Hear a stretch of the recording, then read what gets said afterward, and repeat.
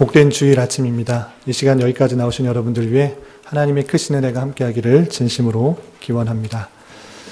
지난주에 교회 큰 행사가 은혜 가운데 잘 치러졌습니다. 임시 공동회의로 모여서 담임 목사님 유임 투표와 장로, 안수집사, 권사를 투표하는 일이 있었는데요. 여러분들이 잘 뽑혔습니다. 비록 내 생각과 기대대로 선출되지 않고 또 되지 않았을지라도 모든 것이 하나님의 섭리 가운데 일어난 일이라 믿고 또 하나님의 섭리를 고백하는 시간이 되었으면 좋겠고, 또 되지 않으신 분들도 또 마음 상하지 않도록 또 위로와 격려를 해 주시면 감사하겠습니다. 그리고 되신 분들도 너무 교만하거나 자만할 것이 아니라 부족한 자가, 연약한 자가 선출되었다 생각을 하고 더욱더 겸손하게 주어진 일들, 맡겨진 일들을 주님의 교회를 위해서 잘 헌신하며 봉사하며 충성할 수 있도록 마음을 다져야겠습니다. 그리고 모든 일들을 통하여서 더욱더 교회가 나뉘는 것이 아니라 하나가 되어서 또 주님의 몸된 교회를 든든히 세워나가는데 힘써야 될 것이고, 무엇보다도 이런 일들을 하는 데 있어서 기도에 힘써야 되겠다 생각을 갖습니다. 계속적으로 기도를 통해서 우리 교회가 든든히 세워나갈 수 있도록 힘써 주시면 감사하겠습니다. 오늘은 계속해서 말씀일기 본문에 따라서 이사야 27장의 말씀을 살펴볼 것입니다. 계속 우리가 이사야 말씀을 살펴보고 있는데 1월과 2월에 걸쳐서 우리 이사야 말씀을 다 읽어 나갈 것입니다. 이사야가 총 66장까지 있어서 한 달에 읽기는 좀 벅차고, 그 내용이 쉬운 내용이 되어 있지 않고 또 예언들이 많고 상징들이 많기 때문에 한 장 한 장 읽어가는 것들이 필요해서 2달에 걸쳐서 읽게 됩니다. 오늘은 말씀 읽기 순서에 따라서 27장의 내용을 읽어갈 터인데, 27장의 내용이 어떠한 내용인지 살펴보고 오늘날 우리가 적용해야 될 것들이 무엇인지를 생각해보는 시간을 갖도록 하겠습니다. 교환을 보시면서 말씀을 들어주시면 되겠습니다. 먼저 문맥을 좀 살펴볼까 하는데요. 이사야가 길기 때문에 지금 어떤 가운데 있는가 내용을 파악하지 못할 수도 있습니다. 그래서 문맥을 전체적으로 살펴보는 것들이 필요한데, 그 흐름 가운데 오늘 이 말씀이 어떤 말씀으로 주어지는가 살펴보도록 하겠습니다. 먼저 우리가 1장부터 23장까지는 이스라엘과 그리고 그 주변에 있는 열방에 대해서 심판하는 내용들이 나옵니다. 이스라엘의 잘못들, 죄악들이 무엇인지를 구체적으로 1장부터 12장까지 기술해 놓고 그것으로 말미암아 하나님께서 심판하시겠다라는 내용이 나오고요. 그리고 우리가 살펴본 것처럼 13장부터 23장까지는 이스라엘뿐만 아니라 하나님을 멸시하고 무시하고 또 하나님의 백성인 이스라엘 백성들을 험하게 막 다루었던 열방들에 대해서 심판하실 것이다 라는 내용이 13장부터 20장까지 나왔습니다. 그리고 24장부터 오늘 말씀 여기 보면 27장까지는 심판 가운데서도 유다 민족, 이스라엘 민족을 회복시키실 것이다 라는 내용과 그리고 그 하나님의 나라가 어떻게 임하게 될 것인지, 하나님의 나라의 모습이 어떠한지를 계속 설명해 주고 있는 것입니다. 27장, 오늘 읽게 되는 이사야 27장은 마지막 날에 하나님의 나라가 어떻게 보여질 것인지에 대해서 상징적으로 대략적으로 표현한 부분이다 이렇게 생각하시면 될 것입니다. 그리고 내일부터 읽게 될 1월 마지막 날까지 읽게 될 28장부터 39장까지는 그럼에도 불구하고 이스라엘에 갖고 있는 영적 문제 그리고 믿지 않는 자들에 대한 경고의 말씀들이 계속 이어지게 됩니다. 그래서 1월 달에는 조금 답답하고 힘들 것들이 심판, 그리고 경고, 이런 죄악에 대한 지적, 이런 것들이 많기 때문에 조금 힘들지만 그 내용 속에서도 우리가 또 발견할 것들이 있고요. 또 그 가운데서 베푸시는 하나님의 사랑, 하나님의 나라에 대해서 비춰주는 것들이 있기 때문에 그것들이 무엇인지를 좀 살펴보면서 또 은혜를 받았으면 좋겠습니다. 그러면 오늘 본문의 말씀을 좀 살펴보겠습니다. 우리가 시간 관계상 읽기는 7절부터 11절까지만 읽었는데요. 전체적인 내용들을 한번 살펴보도록 하겠습니다. 우선 27장 1절에 이렇게 표현하고 있습니다. 하나님이 이 열방들을 심판하는 선언들이 나와 있는데요. 1절을 보면 이렇게 되어 있습니다. 27장 1절 제가 읽어보겠습니다. 그날에 여호와께서 그의 견고하고 크고 강한 칼로 날렘 뱀 리워야단 곧 꼬불꼬불한 뱀 리워야단을 벌하시며 바다에 있는 용을 죽이시리라. 하나님께서 그날에, 여기서 그날에 또 여호와 날에 마지막 날에라는 표현이 이사야에서 계속적으로 반복해서 드러나고 있는데요. 지난번에 말씀드린 것처럼 이 그날이라는 것은 여호와께서 오시는 날, 임하시는 날, 종말의 때, 마지막 때인데 그것은 예수 그리스도 구원자 메시아가 이 땅에 오신 것으로 시작되고 그 마침은 주님께서 다시 오실 재림의 날로 완성되는 그 종말의 때를 말하고 있는 것입니다. 그 날에 어떤 일이 있는가, 어떤 심판이 있는가? 여호와께서, 하나님께서 그의 견고하고 크고 강한 칼로, 그 강한 심판의 칼로 어떻게 심판하는가, 어떤 것을 벌하는가? 날렘뱀 리워야단, 곧 꼬불꼬불한 뱀 리워야단을 벌하시며 바다에 있는 용을 죽이신다라고 표현하고 있는 것입니다. 그 마지막 때에 이렇게 그 용들을 죽이겠다, 리워야단을 죽이겠다라고 되어 있는데요. 우선 여기 한글 성경으로는, 개역 개정 성경으로는 날렘뱀 리워야단, 곧 꼬불꼬불한 뱀 리워야단 이렇게 되어 있는데요. 성경 원문에는, 주석을 찾아보니까 성경 원문에는, 히브리어 성경에는 이 곧이라는 단어가 없다고 합니다. 그래서 여기는 날렘뱀 리워야단과 꼬불꼬불한 뱀 리워야단이 같은 것으로 이렇게 생각될 수 있는데, 원문상으로는 날렘뱀 리워야단 그리고 꼬불꼬불한 뱀 리워야단을 벌하시며 바다에 있는 용을 죽이신다라고 해석하고 있는 것을 볼 수 있었습니다.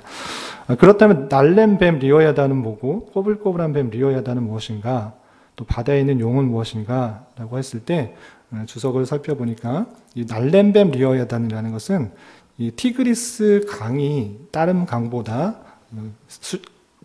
유속이 빠르다고 합니다. 그래서 빨리 흐르는 티그리스 강에 자리 잡은 아수르 도성 니누웨를 말하는 것이다 라고 해석하는 것을 볼 수 있었고요. 그리고 꼬불꼬불한 뱀 리워야단이라고 했을 때 꼬불꼬불한 뱀 리워야단은 유브라데 강이 꼬불꼬불하게 되어 있는 강인데 거기에 자리 잡고 있는 유브라데에 자리 잡고 있는 이 바벨론을 뜻하는 것이다. 그러니까 아수르와 바벨론을 심판하시겠다라는 것으로 해석하는 것을 볼 수 있었습니다. 그리고 바다에 있는 용은 무엇인가 라고 했을 때 바다 건너편에 있다고 생각되는 애굽, 바다 홍해를 건너서 있는 그 애굽을 뜻하는 것이다 라고 해석하고 있는 것을 볼 수 있었습니다. 그날에 그러니까 아수르와 바벨론과 애굽을 하나님께서 심판하신다. 앞서서 계속적으로 말하고 있는 그런 내용들의 반복인데요. 다른 표현으로 하고 있는 것입니다. 그렇게 무시무시한 용 같은, 무시무시하게 생각되는 리워야단으로 표시되는 이방 세력, 이방 열방들, 그리고 그 일방 열방들을 하나님께서 심판하시겠다라는 내용이고요. 이건 1차적으로 열방들에 대한 심판이지만 또 신약 성경과 여러 성경들을 함께 찾아볼 때 이 리워야단이 사탄이라는 상징되고 있는 것을 볼 때 최후의 그날, 중의적인 의미로 하나님께서 다시 오실 그날에는, 여호와께서 임하실 그날에는 사단의 세력이 다 멸하게 될 것이다 라고 함께 생각하는 것이 좋겠다라고 주석에서 하고 있는 모습을 볼 수 있었습니다. 그리고 계속해서 그런 심판 이후에 2절부터 6절까지는 포도원의 노래가 나옵니다. 포도원의 노래가 나오는데 우리가 앞서 이사야 5장을 통해서 살펴본 것 같이 포도원의 비유를 통해서 이스라엘 백성과 또 하나님의 관계가 어떠한지를 잘 표현해 주고 있는 것입니다. 일단 이사야 5장에서는 포도원의 노래를 하면서 탄식을 하고 있는 것을 볼 수 있습니다. 5장 전반에 걸쳐서 이스라엘 백성이 포도나무고 또 하나님께서 포도원 주인인데 좋은 땅에 극산품 포도를 심었지만 들포도를 심은 것을 가지고 안타까워하는 노래가 이사야 5장에 나왔습니다.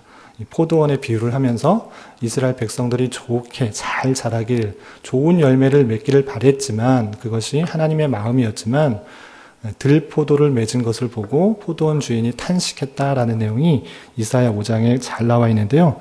같은 비유를 통해서 이번에는 하나님의 때에, 그날에, 여호와의 날에, 마지막 날에 하나님의 나라가 어떻게 임하는지를 포도원의 비유를 통해서 희망차고 또 새롭게 기뻐하는 노래로 바뀐 것을 볼 수 있습니다. 2절을 보면 이렇게 표현하고 있습니다. 그날에 너희는 아름다운 포도원을 두고 노래를 부를지어다. 이때 그 날입니다. 당시는 들포도를 맺은 포도원이었지만 그날 주님께서 다시 오시는 그 날에 메시아가 임한 그날에는 아름다운 포도원을 두고 노래를 부르라 라고 되어 있습니다. 왜 노래를 부르는가? 3절 이하 6절까지 나와 있는데요. 제가 쭉 읽어보겠습니다. 나 여호와는 포도원 지기가 됨이며 자신을 포도원 지기로 비유해 설명하고 있고요. 때때로 물을 주며 밤낮으로 간수하여 아무든지 이를 해치지 못하게 하리로다. 그날에 포도원 지기로서 어떤 것도 해치지 못하겠다. 포도나무를 해치지 못하게 할 것이기 때문에 찬양하라라고 하고 있는 것입니다. 4절에서 나는 포도원에 대하여 노함이 없나니 찔레와 가시가 나를 대적하여 싸운다 하자. 내가 그것을 밟고 모아 불사르리로다. 불사르리라 라고 말하고 있습니다. 포도원에 대해서 노하지 않고 어떠한 대적들, 찔레나 가시와 같은 것들이 공격하고 대적할지라도 내가 포도원 지기가 그 모든 것들을 제거하겠다, 불사르겠다, 심판하겠다 라고 표현하고 있는 것입니다. 계속해서 5절, 6절에 그리하지 아니하면 내 힘을 의지하고 나와 하친하며 나와 하친할 것이라. 후일에는 야곱의 뿌리가 박히며 이스라엘의 움이 돋고 꽃이 필 것이라. 그들이 그 결실로 지면을 채우리로다 라고 표현하면서 이 마지막 날에 주님께서 다시 오는 메시아께서 이 땅에 오심으로 말미암아 모든 것들이 회복되고 포도원의 포도나무들이 올바르게 설 것이고 특별히 6절 하반절에 나온 것처럼 그들의 결실로 지면을 채울 것이다. 포도원의 결실로 가득 채울 것이다 라고 말하고 있는 것을 볼 수 있습니다. 이사야 5장에서는 탄식과 또한 안타까움의 포도원의 노래였다면 27장에서는 기쁨과 환희와 또 회복의 포도원의 노래라고 할 수 있습니다. 왜냐하면 그날에는 그런 것이 될 것이다 라고 설명하고 있는 것입니다. 계속해서 7절부터 11절까지는 이스라엘이 받고 있는 심판, 여러 환난과 어려움, 심판이 주는 의미가 무엇인지를 잘 설명해 주고 있습니다. 이스라엘과 대적자들에 대해서 그 심판의 의미를 분리해서 설명하고 있는데요. 우선 7절부터 9절까지는 이스라엘 백성들이 받는 그런 심판, 그런 훈계들이 어떤 성격을 갖고 있는지 설명하고 있습니다. 7절을 한번 읽어보겠습니다. 주께서 그 백성을 치셨던들 백성을 치셨지만 어떤 치심이냐? 그 백성을 친 자들은 열방입니다. 여러 열방들, 아수르가 되겠고 바벨론이 되겠고 애굽이 되겠습니다. 그 백성을 친 자들의 치심과 같았겠느냐? 이스라엘 백성을 치셨지만 그 열방들의 치심과 같지 않다, 다르다라고 표현하고 있는 것입니다. 백성이 죽임을 당하였던들, 이스라엘 백성들이 죽임을 당하였던들, 백성을 죽인 자가 죽임을 당함과 같겠느냐? 백성을 죽인 자는 다시 말해서 열방들, 아까 말하는 아수르, 바벨론, 애국과 같은 열방들입니다. 열방이 죽인 것과 같았겠느냐? 이스라엘 백성이 치심과 또 죽임을 당한 것은 열방과는 다른 그런 심판이다라고 말하고 있는 것입니다. 그러면 어떠한 심판인가? 8절에 주께서 당신의 백성, 이스라엘 백성을 적당하게 견책하사, 적당하게 견책한다. 완전히 멸하려고 하는 것이 아니라 적당하게 견책하는 것이다 라고 표현하고 있는 것입니다. 쫓아내실 때에 동풍 부는 날에 폭풍으로 그들을 옮기셨느니라. 여기서 동풍 부는 날에 폭풍으로 그들을 옮기셨다. 우리의 사상으로는 생각으로는 잘 이해가 되지 않습니다. 우리는 동풍이 동쪽에서 불어온 따뜻한 바람 정도 생각하고 폭풍은 심한 바람 이렇게 생각하는데 이스라엘에는 동풍은 아주 심한 바람입니다. 동풍이 불어올 때는 사막 모래가 계속적으로 일시적으로 불어오는 게 아니고요. 계속 모래바람이 계속적으로 수개월 동안 치는 그런 바람입니다. 그런 부는 바람이 부는 날에 그런 계절에 그런 시기에 폭풍으로 그들을 옮기셨다. 이때 폭풍은 우리나라의 폭풍과 같지 않고요. 일시적으로 부는 그런 바람입니다. 강한 바람이긴 하지만 일시적으로 부는 바람입니다. 그러니까 주께서 적당하게 견책하셨을 때 어떻게 견책하느냐, 예를 들어서 설명할 때 쫓아나실 때 동풍 부는 날에 폭풍으로 그들을 옮기셨다. 아주 심하게 그런 고난과 환난과 심판이 있을지라도 일시적으로 그것을 다스린 것이다 라고 표현하고 있는 것입니다. 9절에 계속해서 야곱의 불의가 속함을 얻으며, 야곱의 불의가 하나님께 속함을 얻었다는 것이고요. 그의 죄 없이함을 받은 결과는 이로 말미암나니 곧 그가 제단의 모든 돌을 부서진 횃돌 같게 하며 아세라와 태양상이 다시 서지 못하게 함이 있는 것이다 라고 표현하면서 이스라엘 백성들, 하나님의 백성들을 치시고 훈계하고 심판하시지만 그것은 이방의 심판과는 구별되는 것이다 라고 표현하고 있는 것입니다. 그렇다면 이방의 심판은 어떤 것인가? 10절과 11절에 잘 나와 있는데요.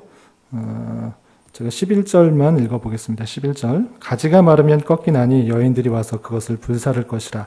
백성이 지각이 없으므로 그들을 지으시니가 불쌍히 여기지 아니하시며 그들을 조성하신 이가 은혜를 베풀지 아니하시리라.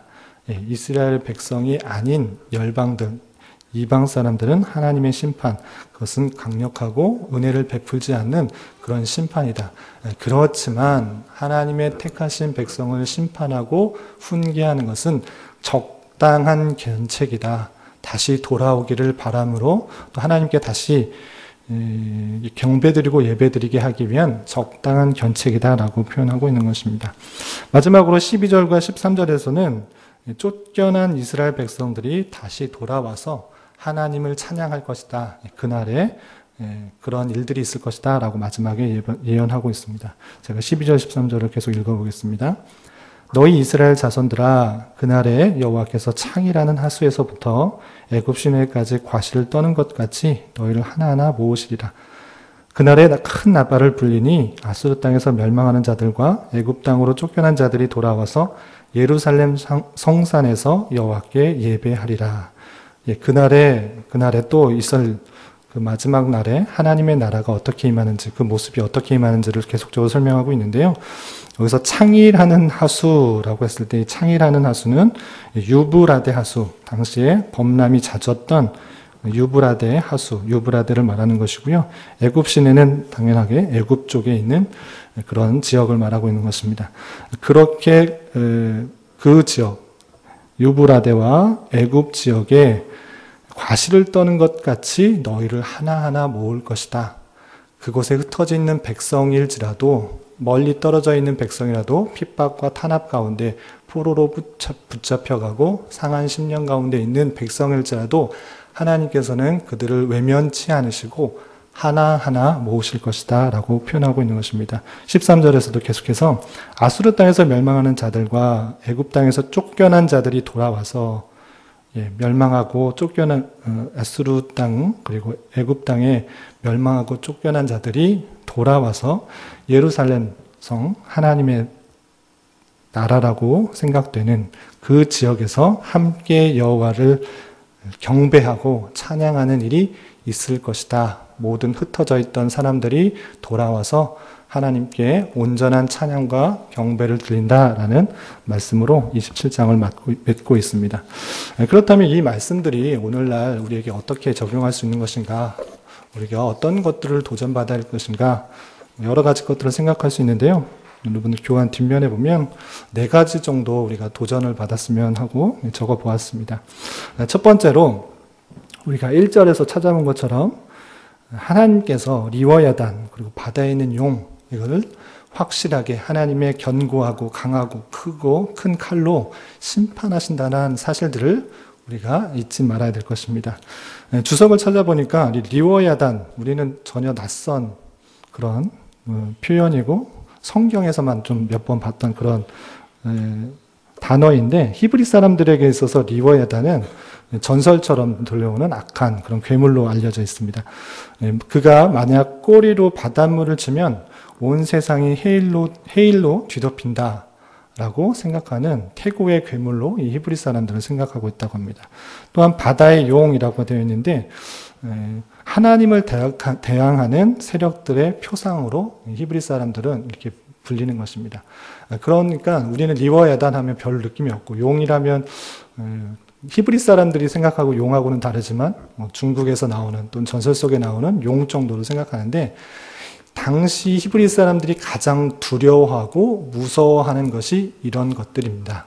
그런 것들을 하나님께서 하나님의 칼로, 하나님의 심판으로 그들을 다 무찌르신다라는 선언을 하고 있다라는 것입니다.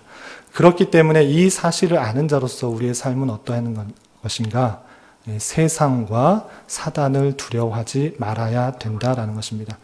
이 사실들을 알면서도 우리는 어떠한가?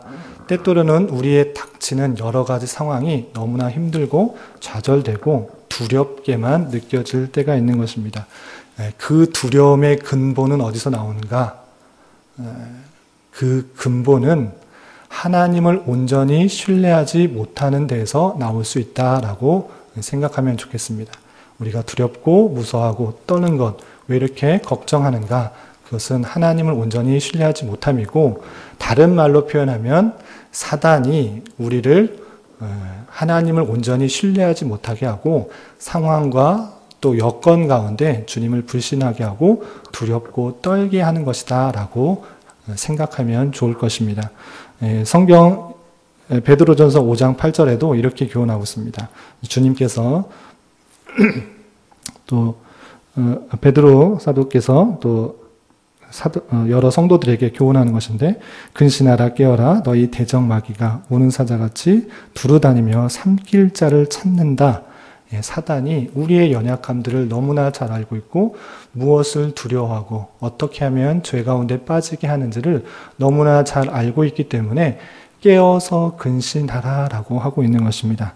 또한 우리가 싸우는 것, 우리가 있는 현장은 단순히 혈과 육에 대한 것이 아니라 영적 전투 가운데 있음을 에베소서에서 이렇게 표현하고 있습니다.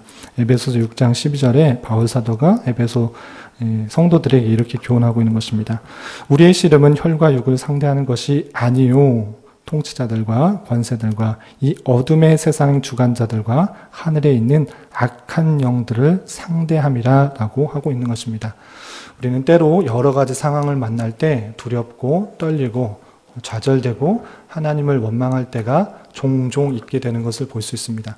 그렇지만 그것은 내가 온전히 하나님을 믿지 못하게 하는 사단의 속임수와 사단의 유혹은 아닐지 삼가 되돌아보며 마음을 추스르고 생각을 바로잡아 온전히 하나님을 믿는 믿음으로 나아가야 될 것입니다.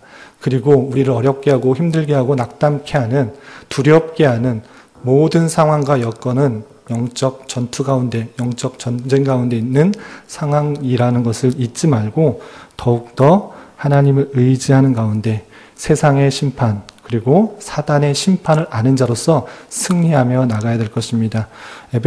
에베소서에서 6장 12절에 교훈한 것처럼 그렇게 이기게 하기 위해서는 우리가 영적인 전신갑주를, 말씀의 전신갑주를 입고 또 하나님의 전신갑주를 입고 이 사단과의 싸움을 해야 될 것이고, 이미 승리한 그 싸움 가운데 우리가 있다는 사실을 가지고 승리하는 삶을 살아야 될 것입니다. 그리고 두 번째로 생각해 볼 것은 우리가 8절에서 읽어본 것처럼 주께서 백성을 적당하게 견책하셨다. 쫓아나실 때의 동풍 부는 날에 폭풍으로 그들을 옮기셨다라는 것입니다. 분명히 세상과, 하나님을 모르는 세상과 또 사단과의 심판, 또 사단과의 그런 경고와는 확실하게 다른 것입니다. 우리가 7절에서도 본 것처럼 주께서 백성들을 치시지만 그 백성을 치신 이방과 같겠느냐, 또 백성을 죽임을 당하였던들 백성을 죽인 자 그런 열방들과 세상들과 같겠느냐라고 말하면서 하나님의 백성을 심판하심은 분명히 구분되는 적당한 견책이다라는 것입니다.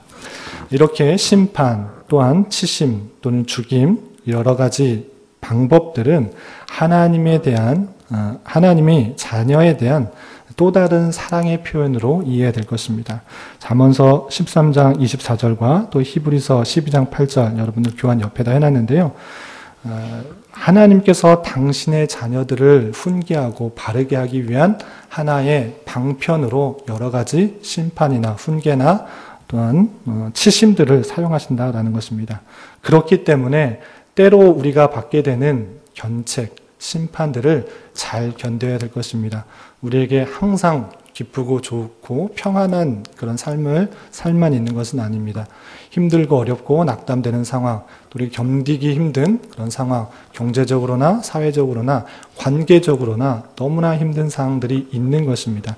그러할 때 그렇게 어려운 상황 속에서 이것이 혹 나의 허물과 죄악 때문에 당하는 그런 적당한 견책은 아닌지 살펴봐야 될 것이고, 하나님께서는 그러한 견책을 통해 성도를 거룩히 하시고 또 하나님의 백성답게 이끌어 가신다라는 것들을 기억해야 될 것입니다. 그리고 우리는 계속적으로 하나님에 대한 변함없는 신뢰를 가지고 소망 중에 인내하며 기다려야 될 것입니다. 잘 아시는 말씀 로마서 5장 3절부터 4절까지는 바울 사도가 이 환난과 어려움을 당할 때 이렇게 하라고 교훈하고 있는 것을 볼 수 있습니다. 로마서 5장 3절부터 4절까지인데요. 제가 한번 읽어보겠습니다. 다만 이뿐 아니라 우리가 환난 중에도 즐거워하나니 이는 환난은 인내를, 인내는 연단을, 연단은 소망을 이룬 줄 알미로다. 우리가 환난을 당할 때, 어려움을 당할 때 기뻐하고 또 소망을 가지고 또 나아갈 수 있는 이유는 이것조차 하나님께서 택하신 백성을 향한 적당한 견책이다라고 생각하고 잘 견디며 인내하며 나아가야 될 것입니다. 이렇게 견디고 인내하며 나가는 가운데 하나님께서 우리를 더욱더 정금과 같이 아름다운 보석과 같이 신앙의 인격으로 이끌어 나가는 줄 믿고 나아갈 수 있는 우리가 되어야 될 것입니다. 세 번째로 살펴볼 것은 6절에 있는 말씀입니다. 6절에 있는 말씀, 아까 2절부터 6절까지는 새로운 포도원의 노래라고 말씀드렸는데, 그 하나님께서 임하실 그날에 새롭게 변화될 하나님의 나라의 포도원은 어떻게 될 것인가를 쭉 표현하면서 마지막에 이렇게 끝맺고 있는 것입니다. 이제 6절을 다시 한번 읽어보겠습니다. 후일에는 야곱의 뿌리가 박히며 이스라엘의 움이 돋고 꽃이 필 것이라. 그들이 그 결실로 지면을 채우리로다. 하나님의 예언이자 선언이고 앞으로 일어날 일들을 표현하고 있는 것입니다.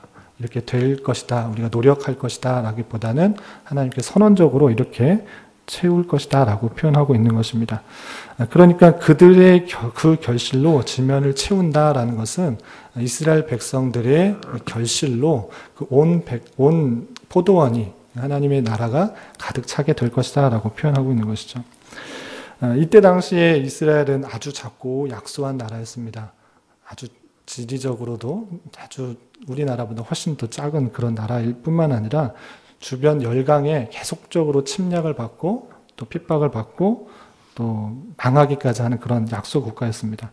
그렇지만 결코 약한 나라가 아니었습니다. 이스라엘은 안개와 같이 바람과 같이 사라질 나라도 아니었고 이웃에게 부담만 주는 나라는 아니었습니다. 오히려 말씀을 통해서 볼 때는 온 세상에 그의 열매와 복을 나누어주는 그 결실로 그 땅을 채우는 나라로 선포되고 있는 것입니다. 그 백성이 이스라엘의 혈육적인 이스라엘 백성으로 그치는 것이 아니라 오늘날 영적 이스라엘 백성인 우리까지 포함되는 것으로 우리는 이해해야 될 것입니다. 우리는 작다, 약하다, 별로 없다, 소수이다, 힘이 없다라고 생각할 수도 있지만 그런 것이 아니라 하나님께서는 작고 연약한, 힘이 없는 것 같은, 부족한 것 같이 보이는 우리를 통하여서 온 세상에 그 결실이 가득 차도록 선언하고 있고 하신다라고 말씀하고 있다라는 것입니다. 그런 말씀을 통해서 성도로서, 선민으로서, 영적 이스라엘 백성으로서, 하나님의 자녀로서 우리의 사명과 목표를 다시 한번 확인해야 될 것입니다. 성도는 자신만을 위해 살아가는 사람들이 아닙니다. 온 세상에 복을 나누어 줄 사명을 가진 사람들인 것입니다. 그리고 하나님의 나라가 이 땅 위에 세워지는 일에 기쁜 마음으로 자원적으로 동참하는 사람들인 것입니다. 단순히 내가 택함을 받았다, 주님께 택함을 받았고 예수님을 믿었다, 구원을 받았다, 이것으로 끝나는 것이 아니라 내가 구원을 받았다라는 것에 그치는 것이 아니라 그것에 합당한 삶, 하나님의 백성으로 합당한 삶이 무엇인지 부지런히 말씀을 통해 듣고 배우고 익히고 삶으로 실천하여 하나님의 합당한 열매를 맺어야 될 것이고 그 열매를 나누어 줄 수 있도록 해야 될 것입니다. 하나님의 계획을 아는 자로서 받은 복과 열매를 나누는 사명을 기쁨으로 감당할 수 있는 저와 여러분 되시기를 주님의 이름으로 부탁을 드리겠습니다. 마지막으로 한 번 더 함께 살펴보고자 하는 것은 13절의 말씀입니다. 우리 교회가 또 이 땅의 교회가 또 이런 것들을 꿈꾸면 좋겠다라는 말씀인데요. 제가 13절을 다시 한번 읽어보겠습니다. 그날에 큰 나팔을 불리니 아수르 땅에서 멸망하는 자들과 애굽 땅으로 쫓겨난 자들이 돌아와서 예루살렘 성에서 여호와께 예배하리라. 그냥 넘어가면 넘어갈 수 있는 그런 내용인데 한편으로 살펴보면 굳이 왜 멸망하는 자들, 또 쫓겨난 자들이라는 표현을 썼을까라고 생각해 보면 또 의미가 또 남다르지 않은가 생각합니다. 그냥 아수르에 있던 백성들이, 애굽 땅에 있던 백성들이 돌아와서 하나님께 예배드렸다라고 하면 그냥 그렇게 될 수도 있는데 이렇게 쫓겨나고 멸망하던 자들을 모아서 하나님께 예배드릴까라고 할 때 이 말씀은 예수님께서 많은 사람들에게 수고하고 무거운 짐진 자들아 다 내게로 와라 내가 너희를 쉬게 하리라 그 말씀과 이어진다라고 생각할 수 있습니다. 교회가 무엇인가, 또 교회의 사명이 무엇인가라고 했을 때 물론 복음 전파의 사명을 감당하는 것이 맞습니다.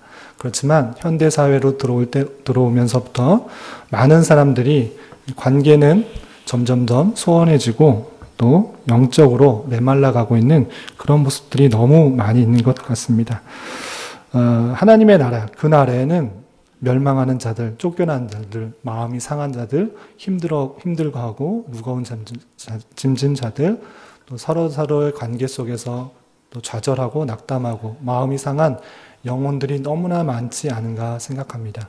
그러할 때 교회의 사명이 무엇인가? 그 모든 자들을 용납하고 받아들이고 또 그 가운데서 행하신 하나님의 능력들을 살펴보며 함께 찬양하고 또 영광 돌리는 그런 삶이 아닌가 생각해 봅니다. 이 말씀은 메시아 시대에 교회가 어떤 사명을 가지고 있는지를 잘 보여주고 있는 말씀인 것입니다. 교회로서 복음 전파의 사명이 있다는 것들은 부인할 수 없는 사실이고 또 지상 명령과 같이 생각해야 될 것입니다. 그래서 부지런히 복음 전파하는 데 힘써야 될 것입니다. 그렇지만 그것에 그치는 것이 아니라 사람을 불러 모으는 데 그치는 것이 아니라 우리 교회가 또 이 땅의 교회가 이런저런 일들로 마음이 상하고 지친 그런 영혼들이 찾아와서 위로를 얻고 또 진리에 목마른 사람들이 하나님의 말씀을 통해 회복되는 일을 소망해야 될 것입니다. 점차 현대인들이 바빠지고 또 많은 기계 문명들을 대하면서 감정적으로나 영적으로 메말라 가고 있는 현실인 것 같습니다. 진리 안에서 서로를 향한 관심과 격려 그리고 서로를 위해 이해하려고 노력하는 공동체가 되길 소망하고 또한 우리가 그러한 일들을 감당해야 될 것입니다. 그러한 모습 가운데 진정으로 하나님의 나라가 우리 교회 안에 또 이 땅의 교회 가운데 임하게 될 것이고 그것에서 하는 경배가 참으로 하나님께서 받으시는 진정한 예배가 될 것입니다. 말씀을 정리하겠습니다. 삶을 살아갈 때 주님께서는 적당한 견책을 통해 선민을 연단하시고 단련시켜서서 우리를 보석과 같이 아름답게 또 정금과 같이 정결하게 만들어 가신다는 그 사실들을 잊지 말아야 될 것입니다. 나에게 주어진 상황이 비록 힘들고 어렵고 좌절되는 상황일지라도 이러한 하나님의 계획과 뜻을 아는 자로서 더욱더 하나님을 의지하며 나아가는 우리가 되어야 될 것입니다. 뿐만 아니라 우리에게 맡겨진 사명들을 충성스럽게 잘 감당하여 우리가 속한 가정, 교회가 하나님의 뜻과 섭리가 잘 나타나는 하나님의 모습으로 하나님 나라의 모습이 되도록 만들어 나가야 될 것입니다. 이러한 은혜가 우리 모두에게 있기를 진심으로 기원합니다. 기도하겠습니다. 하나님 아버지 감사합니다. 오늘 말씀을 통하여 말세의 세상과 사단이 어떻게 될 것과 하나님의 백성을 향한 하나님의 계획을 깨달았습니다. 때로 여러 가지 일들로 지치고 낙담될 때가 많으나 더욱더 주님을 의지하게 하시고 모든 것들이 주님 뜻 가운데 진행됨을 알아 주님의 신실하신 섭리의 손길에 우리의 전생애를 맡기며 나아갈 수 있는 자 되게 하여 주시옵소서. 예수님의 이름으로 기도드리옵나이다. 아멘.